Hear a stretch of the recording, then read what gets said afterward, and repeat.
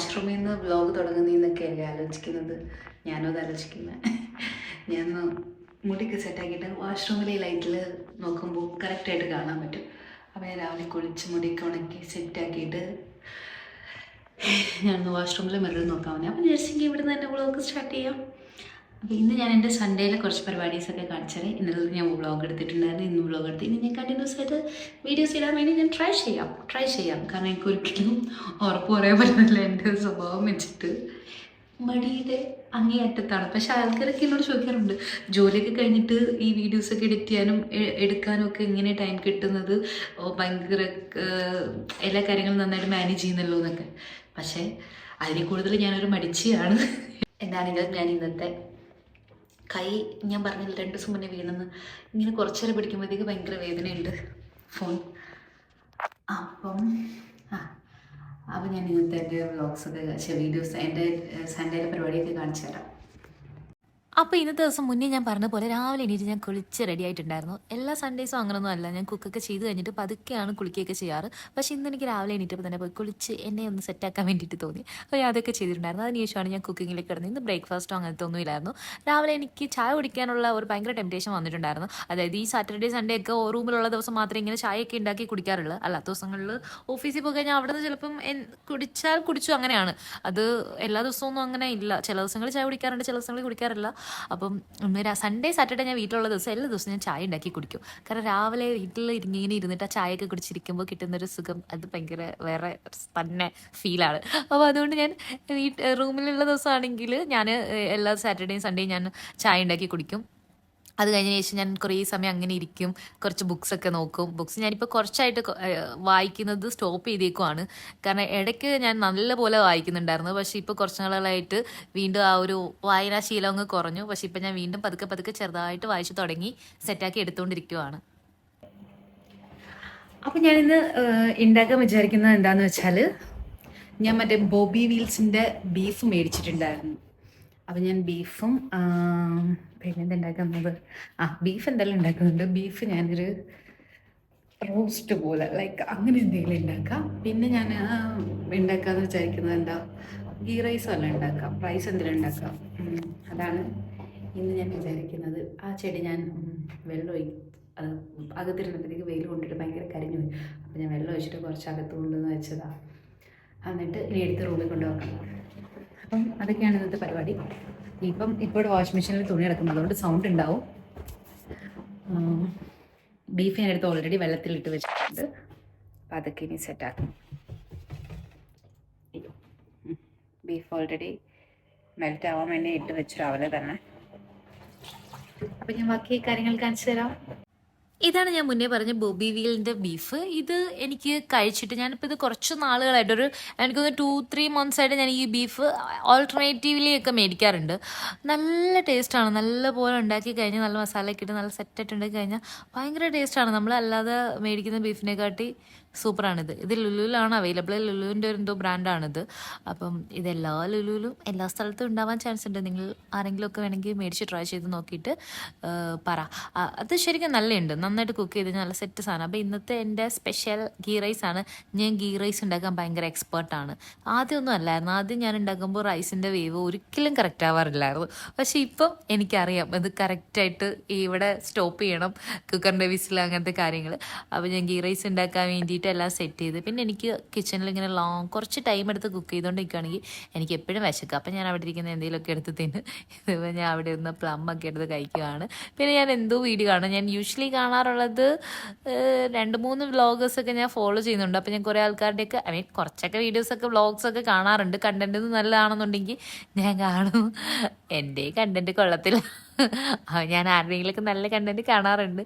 അപ്പോൾ അതിനുശേഷം പിന്നെ ബീഫ് കട്ട് ചെയ്യണമായിരുന്നു. എനിക്ക് ഏറ്റവും ഇഷ്ടമില്ലാത്തൊരു പണിയാണിത്, ഈ ബീഫ് ഇങ്ങനെ കുഞ്ഞുകുന അരിയുന്നത്. അപ്പോൾ ഫൈനലി ഞാൻ അതെങ്ങനെയൊക്കെ അരിഞ്ഞ് തീർത്ത് അതിനുശേഷം ഞാൻ അരി ഒന്ന് വെന്ത് കഴിഞ്ഞപ്പോഴത്തേക്ക് ഞാൻ ആ കുക്കർ അടച്ചു വെച്ചതിന് ശേഷം ഞാൻ യൂഷ്വലി ആ വിസിൽ കേൾപ്പിക്കുന്നതിന് മുന്നേ ഞാനങ്ങ് ഓഫ് ചെയ്യും. അപ്പോൾ ആ റൈസ് കറക്റ്റായിട്ട് കിട്ടും. എന്നിട്ട് ആ കുക്കർ ചൂട് തണുക്കുന്നിടം വരെ അങ്ങനെ തന്നെ അടച്ച് സെറ്റ് ചെയ്ത് വെച്ചേക്ക്. അപ്പോഴത്തേക്ക് കറക്റ്റ് അരി നല്ല സെറ്റായിട്ട് കിട്ടും. ഞാൻ ഫൈനലി ചോറ് എങ്ങനെയാണെന്നുള്ളത് കാണിച്ചു തരാം. നല്ല സെറ്റ് കറക്റ്റ് ഗീ റൈസാണ്, ഭയങ്കര ടേസ്റ്റാണ്.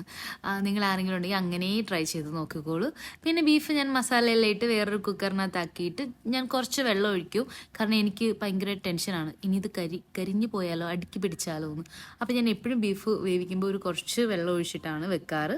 അങ്ങനെ ഞാൻ ബീഫെല്ലാം എടുത്ത് സെറ്റ് ചെയ്ത് അതിനോടൊപ്പം തന്നെ, കാരണം ഇതൊരു 4-5 അല്ലെങ്കിൽ ഒരു 6-7 വിസിലൊക്കെ കേൾക്കുമ്പോഴത്തേക്ക് ഞാൻ എന്താ ചെയ്യുന്നതെന്ന് വെച്ചാൽ, ഞാൻ അപ്പോഴത്തേക്ക് ആ മസാല ഗ്രേവി ഉണ്ടാക്കും.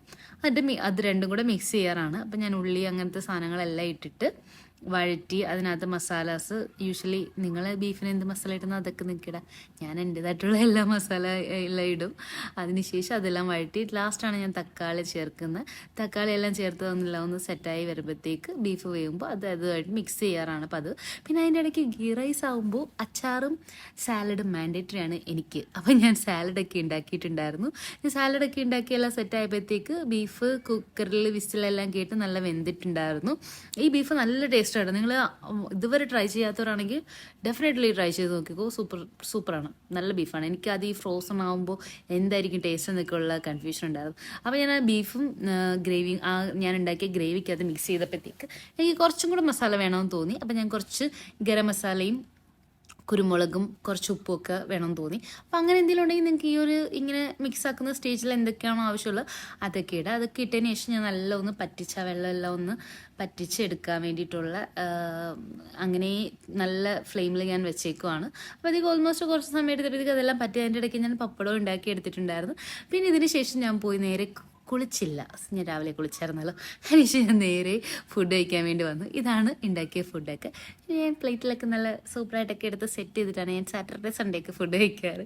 കാരണം ഞാൻ ഫോട്ടോ ഒക്കെ എടുക്കുക, എന്നിട്ട് ഞാൻ ഇൻസ്റ്റയിൽ സ്റ്റോറി ഇട്ടിട്ട് എല്ലാവരെയും കൊതിപ്പിക്കും. എല്ലാവരും എന്നെ വന്ന് ഡെയിലി തെറിവില്ല, ഞങ്ങൾ മെസ്സിലെ ഫുഡ് കഴിച്ചിരിക്കും, അപ്പോഴാണോ നിങ്ങളിങ്ങനെ ഫോട്ടോ ഒക്കെ ഇടുന്നതെന്ന് ചോദിച്ചാൽ കുറേ ആൾക്കാർക്ക് എന്നെ വന്ന് തെറി വിളിക്കാറുണ്ട്. പക്ഷേ ഞാൻ ഫോട്ടോ ഒക്കെ ഇടും. അത് കഴിഞ്ഞിട്ട് ഞാൻ അതൊക്കെ കഴിച്ചു. ഒരു രക്ഷയിലായിരുന്നു, നല്ല സൂപ്പർ ഗീ റൈസ് ആയിരുന്നു. കേട്ടോ, റൈസ് നല്ല സെറ്റായിട്ട് വെന്തിട്ടുണ്ടായിരുന്നു. അതിനുശേഷം പിന്നെ എനിക്ക് കുറച്ച് റൂം ക്ലീൻ ചെയ്യാനോ അങ്ങനത്തെ കാര്യങ്ങളൊക്കെ ഉണ്ടായിരുന്നു. തുണിയൊക്കെ ഞാൻ കഴുകിയിട്ടതൊക്കെ മടക്കി വെക്കാണ്ടായിരുന്നു. അതിനുശേഷം തുണിയൊക്കെ മടക്കി വെച്ച് പിന്നെ ടവലൊക്കെ ഉണ്ടായിരുന്നു. ടവൽ ഞാനത് സ്റ്റാൻഡിൻ്റെ സൈഡിൽ തന്നെ ഒരു ചെറിയൊരു സാധനം സെറ്റ് ചെയ്ത് വെച്ചിട്ടുണ്ട്. അതിനകത്താണ് ടവൽസൊക്കെ എടുത്തിടാറ്. അതിനുശേഷം ഞാൻ ദിലീപിൻ്റെ ഒരു പ്രിൻസ് എന്തായിരുന്നു, എന്തോ ഒരു മൂവി ഇറങ്ങിയിട്ടുണ്ടായിരുന്നല്ലോ, അത് ഞാൻ കണ്ട്. ആ മൂവി ഞാൻ കണ്ട് തീർത്തിട്ട് പിന്നെ ഞാൻ കിടന്നുറങ്ങിയാണ് ചെയ്തത്. നിങ്ങൾ ആ മൂവി കണ്ടോ? നിങ്ങൾക്ക് ഇഷ്ടപ്പെട്ടിട്ടുണ്ടായിരുന്നോ? എനിക്ക് കുഴപ്പമില്ല, ഓക്കെ ആയിട്ട് തോന്നി. എനിക്ക് ദിലീപിനെ അത്ര ഇഷ്ടപ്പെട്ടൊന്നുമില്ല മൂവിക്കകത്ത്, കുഴപ്പമില്ല, ഓക്കെ. അതിനുശേഷം പിന്നെ ഞാൻ കുറച്ച് സ്കിൻ കെയർ ഒക്കെ ചെയ്തിട്ടുണ്ടായിരുന്നു. ആ ഫിലിം കണ്ടുകൊണ്ടിരുന്നപ്പോൾ തന്നെ ഞാൻ കുറച്ച് എൻ്റെ കയ്യിൽ കുറച്ച് മാസ്ക് ഒക്കെ ഉണ്ടായിരുന്നു. അപ്പോൾ ഞാൻ അതൊക്കെ എടുത്തിട്ട് അതൊക്കെ വല്ലപ്പോഴും ചെയ്യുന്ന കാര്യം. എന്നിട്ട് പിന്നെ ഞാൻ ഈ ജെല്ലിൻ്റെ സോക്സ് മേടിച്ചിട്ടുണ്ടായിരുന്നു കാലയുടെ. അയ്യോ, ഇത് ആരെങ്കിലും മേടിച്ചിട്ടില്ലെങ്കിൽ ജസ്റ്റ് ഒന്ന് ട്രൈ ചെയ്തു, നല്ല സൂപ്പർ സോക്സാണ്. ഇതിട്ട് കഴിഞ്ഞിട്ട് നമ്മൾ ഓവർനൈറ്റ് കിടന്നു കഴിഞ്ഞിട്ട് ഇത് കൂറുമ്പോൾ കാല് നല്ല സോഫ്റ്റ് ആയിട്ടിരിക്കും. അതിൻ്റെ കൂടെ നമുക്ക് വേണമെങ്കിൽ വല്ല അതിനകത്ത് വാസലിൻ എന്തെങ്കിലും ഇട്ടിട്ട് ആ സോക്സ് ഇടാം.